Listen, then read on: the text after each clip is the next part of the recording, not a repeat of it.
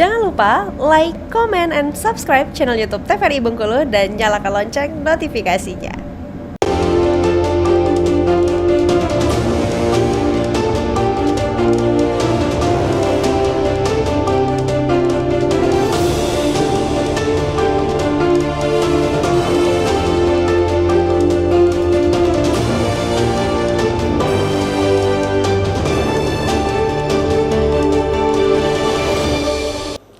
Ya pemirsa, Anda kembali menyaksikan Brendo TVRI Bengkulu edisi hari ini dengan tema subsidi perumahan rakyat. Dan tentunya kita masih bersama dengan kedua narasumber kita, ada Pak Ansori Tawakal dan juga Pak Yayat Sunaria. Saya ingin ke Pak Yayat nih. Baik, Bung Koso. Karena subsidi perumahan rakyat ini merupakan kebijakan pemerintah seperti yang dibahas di awal tadi bersama dengan Pak Ansori, sebuah kebijakan publik.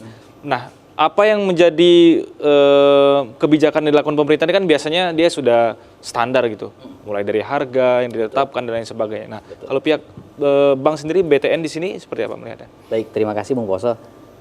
Karena ini merupakan program pemerintah yang memang pemerintah juga mencanangkan untuk menutupi backlog yang ada untuk pemukiman warga atau masyarakat tentunya. Jadi untuk program KPR bersubsidi ini baik dari secara harga, kemudian secara pendapatan, kemudian secara tipe di rumahnya dan juga secara luas daripada tanahnya itu sudah dipatok atau sudah ditentukan oleh pemerintah. Untuk harganya sendiri tahun ini di harga 166 juta. Itu untuk provinsi Bengkulu dan untuk setiap provinsi itu berbeda-beda harganya.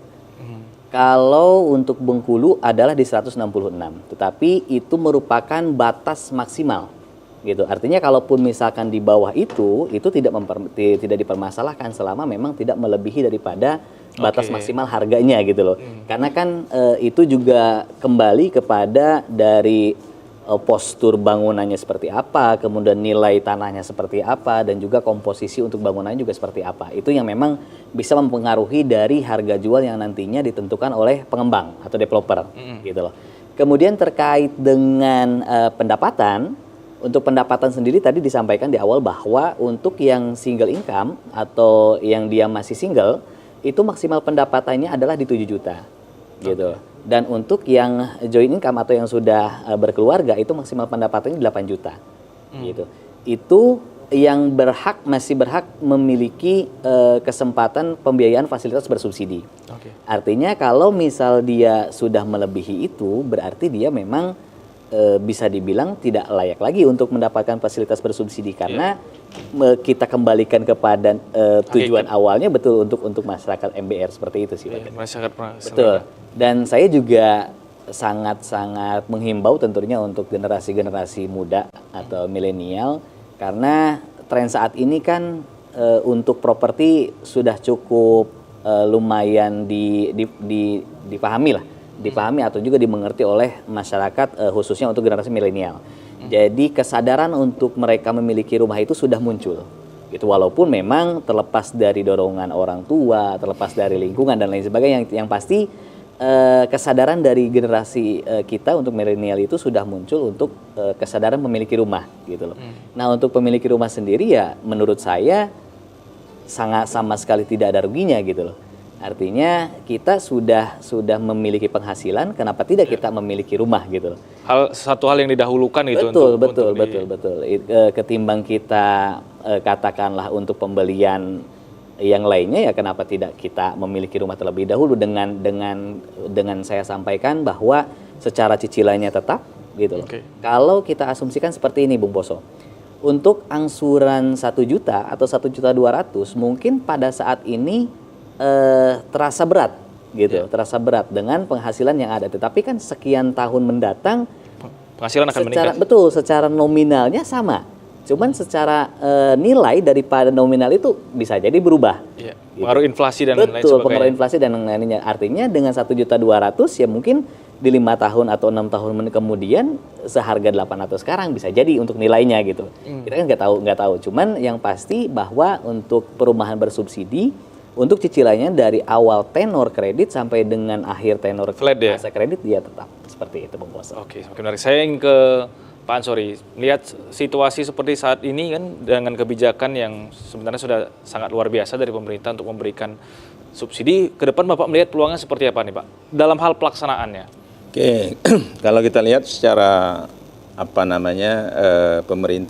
pemerintah pembiayaan itu bank, BTN, kemudian pengembang. Jadi tiga komponen ini berkolaborasi untuk memberikan fasilitas kredit perumahan yang betul-betul berpihak kepada masyarakat yang berpenghasilan rendah tadi. Nah, di sini betul tadi sampaikan Pak Yayat bahwa skema pembiayaannya sudah jelas ya. Kemudian skema pembangunan fisiknya juga sudah jelas. Nah, tapi bagaimana masyarakat ataupun calon pemilik untuk meyakini bahwa ini betul-betul akan menjadi sebuah investasi, ya memang investasi, karena investasi yang paling berharga itu adalah lahan dan bangunan. Nah, kemudian memang di awal tadi sebelumnya Pak Yayat menyampaikan kalau sekarang tenor 20 tahun itu sekitar ininya adalah 1.200.000 per bulan.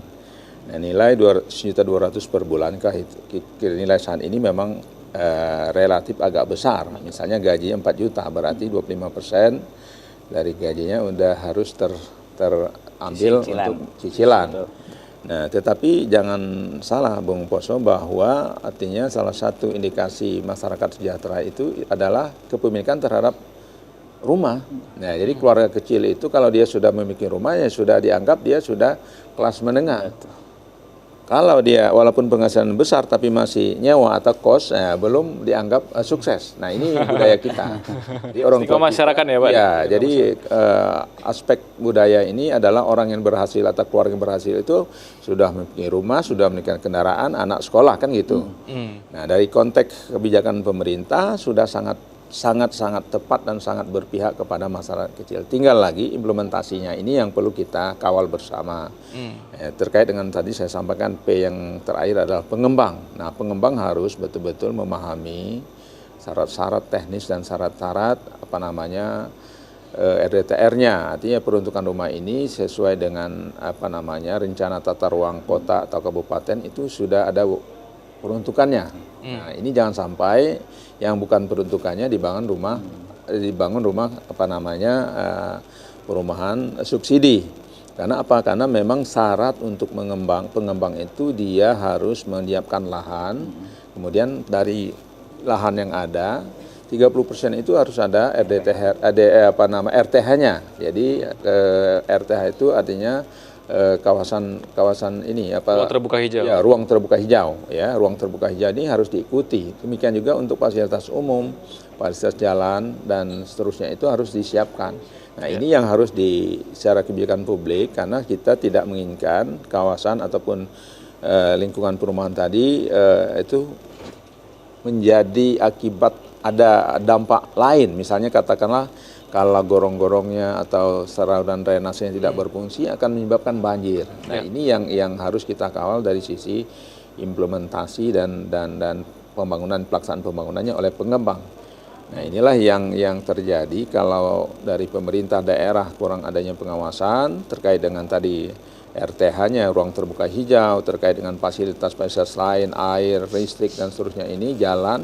Ini akan menimbulkan juga seolah-olah ini dalam tanda kutip Pak Yayat, ini artinya tidak serius gitu. Padahal kebijakan pemerintah ini kan sudah luar biasa hebatnya, sudah luar biasa baiknya. Tinggal di implementasinya. Eksekusi di lapangan. Misalnya rumah di Bogor, KPR dengan rumah di Kota Bengkulu dengan di daerah manapun itu standarnya sama.